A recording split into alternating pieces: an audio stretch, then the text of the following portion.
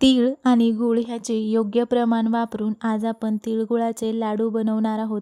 हे लाडू बनवणं एकदम सोपं आहे. जर तुम्ही पहिल्यांदा जरी बनवत असाल तर एकदम सोप्या पद्धतीने, एकदम परफेक्ट पद्धतीने तुम्ही हे लाडू बनवू शकाल.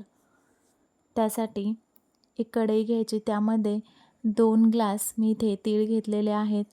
गॅसचा फ्लेम लो ठेवून ह्याला छान असं ड्राय रोस्ट करून घ्यायचे.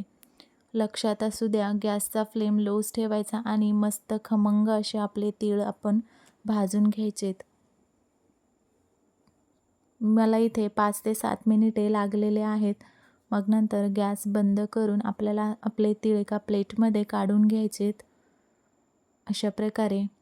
मग नंतर त्याच कढईमध्ये 1.5 ते 2 चमचे तूप टाकायचे आणि मग जेवढ्या प्रमाणात आपण तीळ घेतले तेवढ्याच प्रमाणात गूळ किसून किंवा चाकूने चॉप करून त्यामध्ये टाकून घ्यायचे आणि छान असं आपलं हे गूळ वितळून घ्यायचे.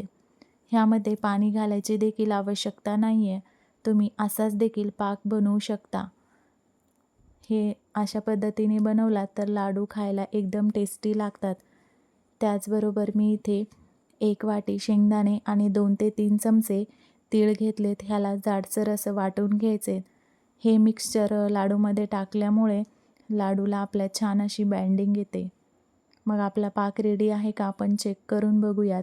एका वाटीमध्ये पाणी घ्यायचे, त्यामध्ये ह्याचे थोडेसे डॉट टाकून बघायचे आणि जर अशा प्रकारे ह्याची गोळी तयार झाली की समजायचे की पाक रेडी आहे.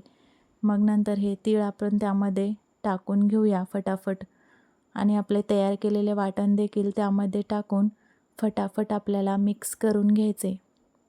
हे खूप लवकर घट्ट होतं, त्यामुळे ह्याला लगेचच आपल्याला लाडू ह्याचे वळून घ्यायचेत. अशा प्रकारे एकदम सहजपणे आपले हे लाडू बनून तयार होतात. ह्याला जास्त मेहनत नाही लागत किंवा जास्त दाबाव लागत नाही. अगदी सहजपणे आपले लाडू बनून तयार होतात. अगदी गरज वाटली तरच थोडे थोडे पाणी लावून किंवा बर्फाचा हात लावून तुम्ही हे लाडू वळू शकता, जर तुम्हाला जास्त पोळत असेल. पाहिलंत ना किती सोपी पद्धत आहे. अगदी कमी वेळात आणि फक्त 2 वस्तूंचा वापर करून एकदम खुसखुशीत आणि मस्त असे आपले लाडू बनवून तयार झालेले आहेत. रेसिपी आवडल्यास चॅनलला सबस्क्राईब करून टाका.